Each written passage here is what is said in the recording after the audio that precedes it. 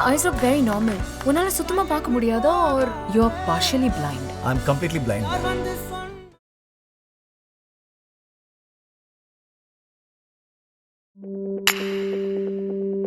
Chai with Chitra.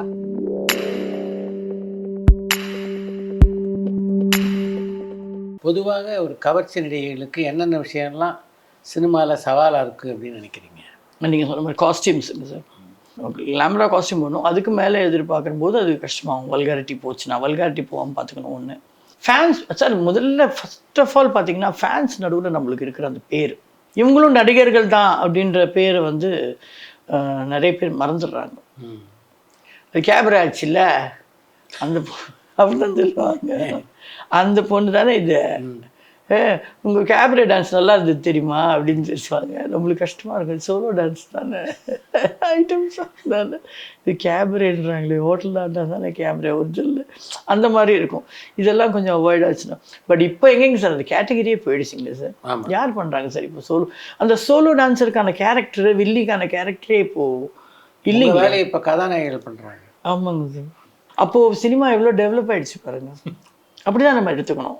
Heroines are ready to do இல்லைங்களா இப்போ. ஆனால் என்னன்னாக்கா இப்போ அவங்க ரெடி டு டூன்றப்போ இந்த கேரக்டருக்குன்னு இருக்கிற ஆர்டிஸ்ட்டுங்க ஒரு ஒரு ஒரு ஒரு ஆளோட பழப்பு போயிடுது இல்லைங்களா. உண்மைதான், பழப்பு. அவங்க முன்னாடி காலத்தில் ஜோதிலட்சுமி, ஜெயமாலினி, எல் விஜயலட்சுமி பண்ணாங்க, அதுக்கப்புறம் ஜெயமாலினி பண்ணாங்க, அதுக்கப்புறம் சில்க்கு அப்புறம் நான், எனக்கு அப்புறம் சாந்தி, டிஸ்கோ சாந்தி, அதுக்கப்புறம் அல்ஃபோன்சா, அபி, முகமது கான். இதுக்கப்புறம் யார் இருக்காங்க?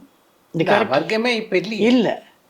அந்த அந்த பர்டிகுலர் கேரக்டரே தூக்கிட்டாங்களே சார். ஏன் எதனாலங்க அப்படின்றது அந்த ஒரு ஒரு ஒரு ஒரு நடிகரோட பழப்பு போயிடுது இல்லைங்களா. அந்த அந்த கேட்டகரியில் இருக்கிறவங்களோட பழப்பு போயிடுது.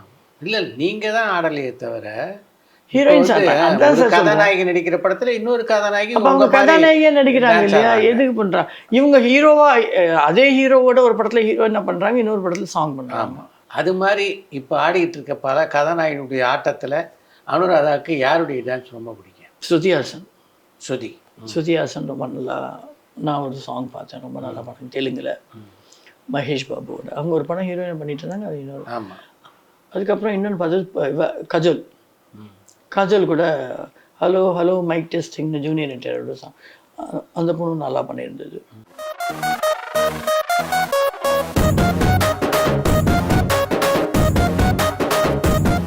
தமன்னா வந்து அபி என் டாட்டரோட ஒரு படம் பண்ணியிருக்காங்க தெலுங்குல, வந்த புதுசில். அவளும் வந்த புதுசு, இவங்களும் வந்த புதுசில் பண்ணியிருக்காங்க. ஸோ நல்ல பொண்ணு, பயங்கர கிளாமராக பண்ணியிருக்காங்க. பட் நல்லா பண்ணியிருக்காங்க. கிளாமர் இருக்கணுங்க சார், வல்கர் இருக்கக்கூடாது. ஷி டிடன்ட் டூ வல்கர்லி, கிளாமராக பண்ணியிருக்காங்க. பட் ரொம்ப அழகாக இருந்தாங்க. பார்த்தா மூமெண்ட்ஸ் எல்லாம் கூட நல்ல ஹெவியாக நல்லா அழகாக தான் பண்ணாங்க. அதான் சொல்கிறேன், ஹீரோயின்ஸ் எடுத்துட்டாங்க, எங்கள் கேரக்டர்ஸ் எடுத்து போச்சு. உங்களுக்கு ரொம்ப நெருக்கமான தோழின்னா டிஸ்கோ சாந்தியா? சாந்தி தங்கச்சி மாதிரிங்க சார். ஒரு கூட பிறக்காத தங்கச்சி. சில்க்கு நல்ல ஃப்ரெண்டு. சித்ரா, இதயம் நல்ல சித்ரா நல்ல ஃப்ரெண்டு எனக்கு. கலா மாஸ்டர் அப்போது கலா. அதுக்கப்புறம் அவங்கவுங்க கல்யாணம் ஆனதுக்கப்புறம் அவங்கவுங்க லைஃப் போயிட்டோன்னு வச்சுக்கோங்க. நார்மலி ஒரு மேரேஜ் ஆகிற வரைக்கும் தான் சார் அந்த திக் ஃப்ரெண்ட்ஷிப் எல்லாம் மெயின்டைன் ஆகும்.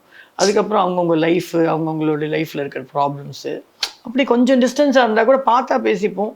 அது கண்டினியூஸ்லி பேசுகிற மாதிரி இவங்களாம் தான் நல்ல ஃப்ரெண்ட்ஸ். ஹாசினி, ராதிகா, ராதா எல்லாருமே பேசுவாங்க, அம்பிகா எல்லாருமே பேசுவாங்க, எல்லாருமே பேசுவாங்க. பட் என்ன பார்க்கும்போது பழகும்போது அந்த மாதிரி. ஆரம்பத்தில் நீங்களும் சுலஸ்மிதாவும் எலியும் போன மாதிரி இருந்தீங்க, அதுக்கப்புறம் பயங்கர தோழிகள் ஆகிட்டீங்க. ஆக்சுவலி பார்த்தீங்கன்னா அவங்களுடைய கேரக்டர்ஸ், சாங்ஸ் எல்லாம் நான் எடுத்து பண்ணுறேன். அனுராதா போட்டியாக வந்துட்டாங்கன்னு எல்லா பேப்பர்லேயும் ஃப்ளாஷ் ஆகி நீங்கள் போட்டியா அவங்க உங்களுக்கு போட்டியா அப்படின்னு கேட்க ஆரம்பிச்சு. ஸ்மிதாவுடைய மன உளைச்சலுக்கு ஒரு காலகட்டத்தில் நீங்கள் காரணம் சார். அப்போல்லாம் ஒன்றுமே இல்லைங்க, என்னையா ரொம்ப இல்லை சொல்கிறீங்க. அப்போல்லாம் போட்டியாக வந்துட்டீங்கன்னு உங்களுக்கு ஒரு ஃபீல் இருந்தது. அப்போ நாங்கள் ஒரு ஃபஸ்ட்டு நான் சில்கோட ஒரு படம் பண்ணாங்க சார், போலா சங்கரோட. சிவசங்கர் மாஸ்டர் தான் மாஸ்டர், தாசன் ஆண்டவர் சார் டைரக்ஷன், அவர் தான் ஆக்டிவ் பண்ணுறாரு. ஒரு நைட் சாங் என் கல்பனா ஹவுஸ் மேலே 2 நாள் நைட் சாங். நான் வந்து நார்மலாக வேறு ஷூட்டிங் முடிச்சுட்டு வரேன், வணக்கம் பண்ணேன், அவங்க இப்படி போயிடுச்சு. அது நார்மலாகவே அப்படி தான் சார் அவள். பட் எல்லாரும் நினச்சிக்கிறது வந்து அவர் ரொம்ப ஹெட் வெயிட்டட், ரொம்ப க்ளோஸாக பழகினவங்ககிட்ட நல்லா பேசுவாள். எனக்கு தெரியாது அது. என்னுடைய இது என்னென்னா, எனக்கு சீனியர், நான் நமஸ்காரம் பண்ணிட்டேன், உட்காந்து ஒரு ஷார்ட். ஃபஸ்ட்டு ஷார்ட்டே என்னன்னாக்கா, நான் வந்து 2 பேருமே நைட்டி போட்டிருப்போம், உள்ளே வேறு ட்ரெஸ் இருக்கும். அந்த 1 2 3 4 சொன்னோன்னே அந்த நைட்டியை நான் கழட்டி ஒரு சர்க்கிள் பண்ணி ஒரு சுற்றி அந்த நைட்டியை அப்படி தூக்கி போட்டால் பேன் ஆனால் சில்க் ஸ்மித் அதே மாதிரி நைட்டியை கழட்டி சுற்றிட்டு தூக்கி போடணும். இது ஆக்சுவலி கவுண்ட் என்னென்னா 1 2 3 4 5 6 7 8ல் நான் முடித்தா பேன் 1 2 3 4 5 6 7 8ல் அவங்க போடணும். நான் பண்ணி முடிச்சதுக்கப்புறம் 1 2 3 4 5 6 7 8 9 10 11 12 தான் முடித்தா. ஒரு 4 கவுண்ட் எக்ஸ்ட்ரா எடுத்துகிட்டு சிவசங்கர் பாப்பா இல்லை பாப்பா நீங்கள் வந்து 8லேயே முடிச்சேன்னு நான் வேணால் கவுண்ட் கொடுக்குறேன் பாப்பா 8ல் தூக்கி போட்டிருக்கேன் பாப்பா. நான் கரெக்டாக தான் பண்ணேன், அவங்கள போய் கேளுங்க. அவங்க லேட்டாக பண்ணி எனக்கு பேன் ஆகுது லேட் ஆச்சுன்னா நான் என்ன பண்ண முடியும்? நான் டைமிங் கரெக்டாக தான் பண்ணுறேன்னு அவள் சாதிக்கிறான். அந்த மாதிரிலாம் இருந்தது. நான் பட் ஆனால் என்றைக்குமே அவங்கள வந்து சொல்லவே இல்லை. நான் அவங்க பேட்டி இது வந்து கடல் மாதிரி அப்படின்லாம் டைலாக்லாம் விடுவேன். அலை மாதிரி வந்து போயிட்டுருப்போம் சினிமா இண்டஸ்ட்ரியிலலாம் சொல்லின்னு இருப்பேன் இன்டர்வியூவில். அவங்க எதுவுமே பேச மாட்டேன், சில்க் எதுவுமே சொல்லவே மாட்டேன். இவங்க வந்ததுனால அப்படி இப்படின்னு எதுவுமே அவங்க சொந்த படம் ஒன்று எடுத்தாங்க sir, double version, Malayalam Telugu. Bangalore ராய்கட்டில் வந்து ஷூட்டிங், அந்த ஷோவில் எல்லாம் எடுத்தாங்க இல்லைங்களா, அந்த இடத்துல ஷூட்டிங். அதில் சில்க் சுமிதா ஹீரோயின், சாந்தி ஒரு கேரக்டர், அவளுக்கு சாங் இருக்குது. டிஸ்ட்ரிபியூட்டர் கேட்குறான் அனுராதா சாங் வைங்கன்னு. சொன்ன உடனே சில்க் வந்துட்டு அவங்க மேனேஜரை எங்கள் வீட்டுக்கு அனுப்புகிறாங்க அம்மா கிட்ட பேசுறதுக்கு. என்ன சொல்லி அனுப்புறாதுங்க சார், அதுதான் சார் ரியல் கரெக்டான ஒரு இது. அவங்க என்ன பேமெண்ட் கேட்டாலும் டிமாண்ட் பண்ணாது, குறைக்காது. என்ன பேமெண்ட் அவங்க வாங்குறாங்களோ அந்த பேமெண்ட் சொன்னால் கொடுத்துட்றோம், ஓகே. நெக்ஸ்ட் அவங்க பெங்களூர் வந்தால் எந்த ஹோட்டலில் தங்குவாங்க, எனக்கு இந்த ஹோட்டலில் தங்குங்க அந்த ஹோட்டலில் நான் சொல்ல மாட்டேன். அவங்க என்ன ஹோட்டலில் எப்போவுமே தங்குவாங்க, சூட் ரூமில் தங்குவாங்களா, என்ன ரூம், எங்கேருந்து அவங்களுக்கு ஃபுட்டு வேணும் பெங்களூரில், அவங்களுக்கு காஸ்டியூம்க்கு எவ்வளோ ஆகும், எதுலேயுமே பேரம் பேசாது. அவங்க கேட்குறத கொடுத்துடு அவ்வளோதான். அதே மாதிரி அட்வான்ஸை கொடுத்தாங்க, அங்கே போய் இறங்கின உடனே பேமெண்ட்டை கொடுத்துட்டாங்க. எனக்கு ஒரு செப்பரேட் வெஹிக்கிள் வச்சா நான் கேட்ட ஹோட்டலில் ரூமு ஃபுட்டு எல்லாமே அங்கேருந்து பெங்களூர்லேருந்து வரும், ராய்கட்லேருந்து எனக்கு ராய்கட்டுக்கு ஷூட்டிங்க்கு ஃபுட்டு. அங்கே தான் ஃப்ரெண்ட்லியாக ஆக ஆரம்பித்தாங்க. ஒரு ஆர்டிஸ்ட் என்னை தூக்கி கீழே போட்டார், மலையில் பீமராஜன் ஒரு ஆர்டிஸ்ட், இங்கேருந்து தூக்கி இங்கே இறக்கணும், அவர் இங்கேருந்து தூக்கி இப்படி போட்டார் கீழே, காலு போய் மவுண்டனில் பிரசங்கிடுச்சு. அப்போது ஓடி வந்து எனக்கு ஸ்ப்ரேயெல்லாம் அடிச்சு. அப்போ அந்த ஆர்டிஸ்ட்டை திட்டிட்டா பயங்கரமா, எங்களுக்கு நாங்கள் கிளாமராக பண்ணுறவங்க, எங்களுக்கு கை கால் நல்லா இருந்தால் தான் எங்களுக்கு பழப்பு, நீங்கள் இந்த மாதிரி தூக்கியெல்லாம் போட்டுட்டு இருந்தீங்கன்னா நீங்கள் என்ன அப்படி இப்படின்னு சொல்லி கம்னு சொல்லிவிட்டு கூட்டிகிட்டு போய் எனக்கு ஸ்ப்ரே எல்லாம் அடிச்சு. அப்போது ஃப்ரெண்டானது தான், அதுக்கப்புறம் ரொம்ப க்ளோஸ் ஃப்ரெண்ட்ஸ், நல்ல ஃப்ரெண்டு. அவங்களுடைய அந்தரங்க விஷயங்கள்லாம் அவங்ககிட்ட ரொம்ப வெளியில் சொல்ல மாட்டா சார். அவளோட கேரக்டர் எப்படின்னா உங்களுக்கே தெரியாது, ஒன்றும் கிடையாது, உங்களுக்கே தெரிஞ்சிருக்கும். அவள் ஃப்ரெண்ட்லியாக பேசுவா, எல்லாம் பண்ணுவாள், ரொம்ப டீப்பான விஷயங்கள் பேச மாட்டாள். என்கிட்ட ஒரு விஷயம் சொன்னால், உனக்கு அம்மா இருந்ததுனால உனக்கு ப்ராப்பர்ட்டி அது இதுன்னு சேஃப்டி பண்ணி இது பண்ணலாம் இது பண்ணக்கூடாதுன்னு டிசிஷன் எடுக்கிறது. எங்கள் அம்மா எல்லாம் எனக்கு அது சப்போர்ட்டே கிடையாது. நான் என்ன தோணுனாலும் பண்ணேன். எனக்கு ஒரு படம் சில்க் நல்லா ஓடணும்னா போலீஸ் நானே ப்ரொடியூஸ் பண்ணேன். அது சில்க் நான் ப்ரொடியூசர் கிடையாது. நான் என்ன நினச்சேன், அந்த படம் நல்லா ஓடிச்சு, நான் பண்ணால் போலீஸ் பண்ணால் அது சூப்பர் டூப்பர் ஹிட் ஆகிடும் அப்படின்னு நினச்சேன். அது ஃப்ளாப் ஆச்சு எனக்கு. அதுக்கப்புறம் அதை ரிகவரி பண்ணுறதுக்கு இன்னொரு படம், இந்த மாதிரி படத்தில் நிறைய இன்வெஸ்ட் பண்ணி நான் லாஸ் ஆனேன். எனக்கு அது பண்ணாதன்னு சொல்கிறதுக்கு ஆள் இல்லை. நான் என்ன நினச்சாலும் அதனால என்னாச்சு, என்னால் சேஃப்டி பண்ணிக்க முடியல எதுவுமே. அவள் தங்கியிருந்த வீடு கூட உங்களுக்கு பார்த்தீங்கன்னா கிட்டத்தட்ட 16 வருஷமோ 18 வருஷமோ அந்த வீட்டிலே தான் தங்கியிருந்தேன். அந்த வீடை வந்து வாங்கிக்கிறேன்னு சொல்லி 36 லட்சம்னு பேசி அப்போ தான் 6 லட்சம் அட்வான்ஸ் கொடுத்துருந்தான். அவள் இறந்து போகிறதுக்கு ஒரு 2-3 மாதம் முன்னாடி தான். அந்த வீடு கூட சொந்தம் இல்லை. அந்த அவள் இறந்ததுக்கப்புறம் அவங்க அம்மா வந்து வர வச்சாங்க இல்லையா, அவங்க நகை இந்த 6 லட்சம்லாம் அவங்க கொடுத்துட்டாங்க. அந்த டாக்டர் கூட இருந்தார்ல, அதெல்லாம் அவங்க அம்மா கொடுத்து அனுப்பிச்சிட்டாங்க. அவளுக்கு சேஃப்டி எதுவுமே பண்ணிக்க முடியலைங்க சார் அப்படின்னு சொல்லி அவள் என்கிட்ட சொன்ன. இந்த மாதிரி விஷயங்கள் பேசுவா தவிர ரொம்ப இண்டிவிஜுவல் பர்சனல் விஷயங்கள் ஜாஸ்தி வெளிப்படுத்த மாட்டா, உள்ளுக்குள்ளேயே வச்சு தான் புழுங்குவா. அவளோட கேரக்டர் எல்லாரையுமே திட்டுறா, ரொம்ப ஹெட் வெயிட்டடுன்னு நினைக்கிறாங்களே தவிர ரொம்ப ஒரு குழந்தை மாதிரி ஒரு கேரக்டர். அது எனக்கு நல்லா தெரியும். சாந்தி அதை விட குழந்தை, அது வாயாடிட்டே இருப்பாங்களா அந்த மாதிரி சாந்தி. இப்போ கொஞ்சம் குவைட்டாக இருக்க மாதிரி இருப்பாள். இல்லை, சினிமா உலகத்தில் ஸ்மிதா பல பேரோட பழகி இருந்தாலும் அவங்க இறக்கிறதுக்கு முன்னாடி உங்ககிட்ட தான் ஷேர் பண்ணணும்னு நினச்சாங்க. முன்னாடி நாள் நைட்டு. ஆமாம், பட் ஷேர் பண்ணணுன்றதை சொல்லவே இல்லைங்க சார் எனக்கு. அதுதான் என்னுடைய இது. என்ன சொன்னான்னா, நாங்கள் சொல்லி தான் ஒரு படம் கன்னட படம் ஒத்துக்கிட்டா. சதீஷ் தான் மாஸ்டராக போனான், சாங்கெல்லாம் முடிஞ்சிச்சு, வந்துட்டா. அவள் வந்ததுக்கப்புறம் ஹீரோயின் சாங்கெல்லாம் முடிச்சுட்டு அவன் வந்தான். அவன் வந்துக்கிட்டு இருக்கான் பெங்களூர்லேருந்து. ஏன்னா பெங்களூர்னா மோஸ்ட்லி நாங்கள் கார் எடுத்துருவோம். நம்மளுக்கு அங்கே திடீர்னு ஷூட்டிங் இல்லைன்னா சுற்றுறதுக்கு கார் இருந்தால் ஸோ அவன் வந்துக்கிட்டு இருக்கான். அவன் சொல்லிட்டா 9:30க்கு வந்துடுவோம்மா, 9:30 10க்குள்ளே ரீச் ஆகிடுவேன் அப்படி. இப்போ ஒரு 9 o'clock இருக்கும் எனக்கு ஃபோன் பண்ணான். என்ன பண்ணுற நீ அப்படின்னா, நான் வீட்டில் தான் இருக்கேன் அப்படின்னா. கொஞ்சம் வீட்டுக்கு வரியா அப்படின்னா. நான் சொன்னேன் என்ன விஷயம், திடீர்னு 9 மணிக்கு ஃபோன் பண்ணி வீட்டுக்கு வரியான்ற என்ன அப்படின்னா. இல்லை கொஞ்சம் வாயேன் அப்படின்ச்சு. நான் சொன்னேன் இப்போ 9:30க்கு 9:30 9:45க்கெலாம் பசங்க தூங்க ஆரம்பிச்சிட்டாங்க. நான் ஒன்று பண்ணுறேன், காலையில் அபியை ஸ்கூலில் விட்டுட்டு நான் உங்ககிட்ட வந்துடுவா அப்படின்னு. அப்படியா, அப்போ இப்போ வரமாட்டியா, அப்போ இப்போ வரமாட்டியான்றப்போ எனக்கு ஒரு சின்ன இது வந்துச்சு. எதுக்கு இப்போது அவ்வளோ சொல்லவே மாட்டா எப்போவுமே, சொல்கிறாள்னு சொல்லி சரி வரேன் அப்படின்னு. சரி வேண்டாம் அப்படின்னா ஒன்று, வேண்டாம் நீ காலையில் வந்துடுவேல்ல அப்போ. சரி வந்துடுவேன். நான் காலையில் வரும்போது ஒரு 8 மணிக்கெல்லாம் அவிய ஸ்கூலில் விட்டுட்டு ஒரு 8:30 8:45 அவங்ககிட்ட. அப்போ நம்ம ஒன்றா பிரேக்ஃபாஸ்ட்லாம் சாப்பிடணும், நீ காலையிலே வந்துடு அப்படின்னா. சரி ஷுவரா, நான் வேணா வரணுன்னா வரேன் அப்படின்றேன். இல்லை ஷுவரா நீ காலையில் வாங்கினேன். காலையில் நான் குளிச்சுட்டு இருக்கும்போது எங்கள் வீட்டுக்காரர் கூப்பிட்றாரு என்னை கதவு தட்டி, flash news Silk Smitha suicide பண்ணிக்கிட்டா அப்படின்னு சொல்லிட்டு. எனக்கு என்ன தோணுச்சுன்னா, நான் ஒரு வாட்டி தான் சொன்னேன் காலைல வரட்டுமான்னு. அவள் தான் பரவாயில்ல அப்படின்னு சொன்னது. ஒருவேளை நான் போயிருந்தா ஏதாவது பேசியிருந்தேன், மரணத்தை தவிர்த்திருக்கலாமோ அப்படின்றதே எனக்கு ஹர்ட் ஆச்சு ஆக்சுவலி. ஆனால் ரொம்ப தப்பான ஒரு முடிவுங்க சார். நான் என்ன சொல்கிறேன்னா, எவ்வளவோ கஷ்டம் பார்க்குறோம், financially also and also physically and mentally, ரிலேஷன்ஷிப்ஸால் கூட எல்லாத்தையும் கடந்து வர்றது தான் வாழ்க்கையை தவிர. நான் எவ்வளவோ கடந்து வந்துட்டு தான் இருக்கிறேன். ஒரு கல் மாதிரி நான் தாங்குவேன், சீக்கிரமாக அழுவ மாட்டேன், சீக்கிரமாக எமோஷ்னலி ஆகிட்டு பர்ஸ்ட் அவுட் ஆக மாட்டேன், டென்ஷன் ஓவராக எடுத்துக்க மாட்டேன். டென்ஷன் இருந்தால் கூட சரி ஓகே இது எப்படி கடந்து போகிறது அப்படின்றது தான் பார்ப்பேன். நம்மளுக்கு உயிர்ன்றது கடவுள் கொடுத்ததுங்க சார், அதை நம்மளே எடுத்துடக்கூடாது இல்லைங்களா. அது ரொம்ப ஒரு பேடான ஒரு, நீங்கள் நம்ப மாட்டீங்க, அவ்வளோ அழகான சில்கை வந்து நான் விஜய் ஹாஸ்பிட்டலில் மிடி போட்டிருக்கா, பிளாக் மிடி, மேலே ஒரு டாப் போட்டிருக்கா, போனி போட்டிருக்கா, படுக்க வச்சுருக்காங்க. நானும் ஸ்ரீவித்யாமாவும் போகிறோம், ஓடுறோம் உள்ளே பார்க்கறதுக்கு. அவளை மூஞ்சில் உடம்புலாம் வச்சுட்டு எப்படி இருந்திருக்கோம் யோசிச்சு பாருங்க. நானும் வித்யாமாவும் அங்கே போய் யார்கிட்டையும் ரிக்வஸ்ட் பண்ணி ஒரு பேப்பரை வாங்கி விசிறிட்டு இருந்தோம். வித் ஸ்ரீவித்யாமாவும் நானும் விசிறிட்டு நின்றுட்டு இருந்தோம்.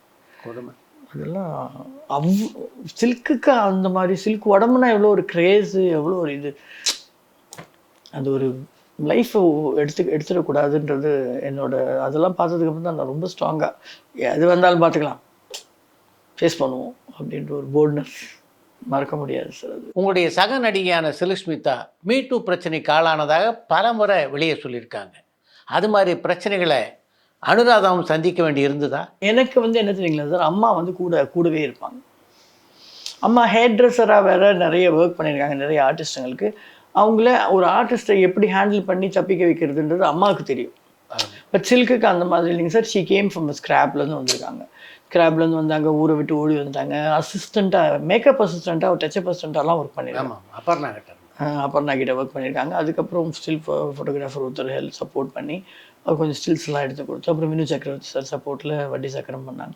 ஸோ அதனாலேயே என்னமோ அவள் ஆம்பளைங்களை மதிக்கவே மாட்டேங்க சார். ஆம்பளைங்களை சுத்தமாக மதிக்க மாட்டாள்.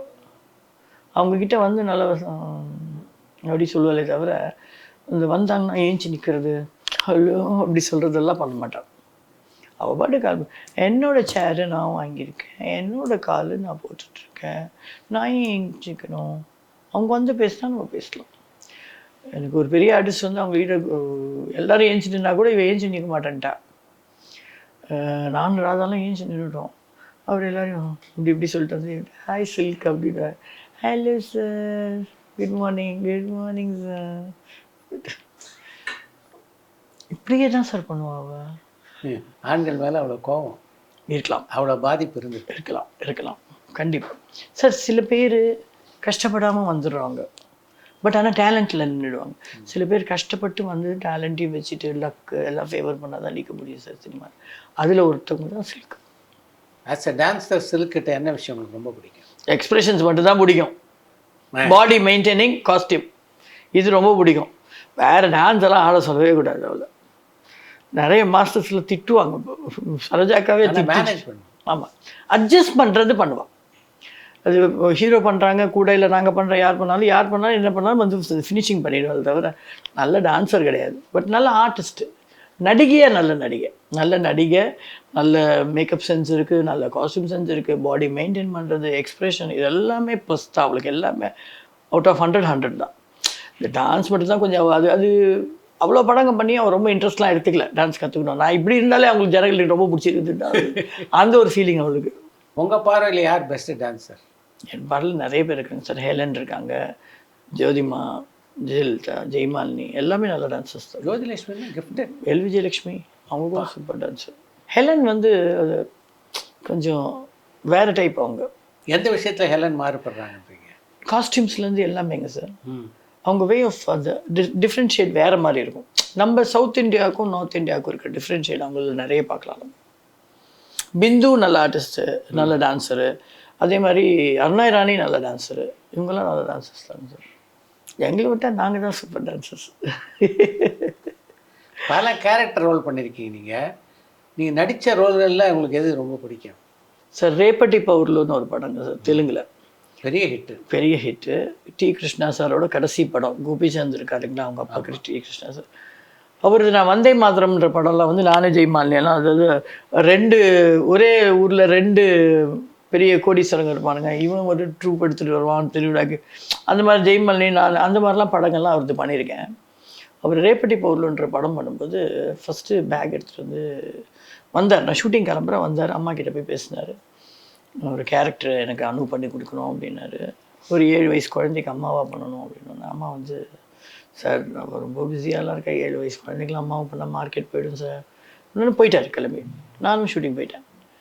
ஒரு மாதம் கழித்து திருப்பி வந்தார், அதே கேரக்டர் பண்ணணும்னு. மொட்டையெல்லாம் அடிச்சுட்டு தாடியெல்லாம் எடுத்துகிட்டு, அப்போ தாடியெல்லாம் வச்சுருந்தார், எப்போவுமே வச்சுருப்பாரு, நிறைய முடி இருக்கும், மொட்டை அடித்து தாடியெல்லாம். எனக்கு நான் ஜெயமாலினி எல்லாரையும் இமேஜின் பண்ணி பார்த்தேன். எனக்கு அனு பண்ணால் தான் அது கேரக்டர் சூட் ஆகும் அப்படின்னு. விஜயசாந்தி ஹீரோயின். எனக்கு கேன்சர்மா, இதான் என்னோட கடைசி படம். Blood cancer. அப்போ அம்மா மறுபேச்சே பேசல, பண்ணி கொடுக்குறேன் சார்ன்னு சொல்லிட்டு அந்த கேரக்டர் எனக்கு பெரிய லெவலில் ஹிட் கொடுத்துருங்க சார். அவர் டைலாக்ஸு, ஒரு கோர்ட்டில் ஒரு சீன் இருக்கும், ஒரு ப்ராஸ்டியூட் கேரக்டர் தான், குழந்தைய காப்பாற்றுறதுக்காக ப்ராஸ்டியூட்டாக இருப்பாள். ஸோ ஒரு டாக்டரு, ஒரு அட்வொகேட்டு, அவங்கெல்லாம் வந்து நல்ல பொசிஷனில் இருந்தும் எவ்வளோ தப்பு பண்ணுறாங்க, பசங்க கேட்டு போகிறாங்க.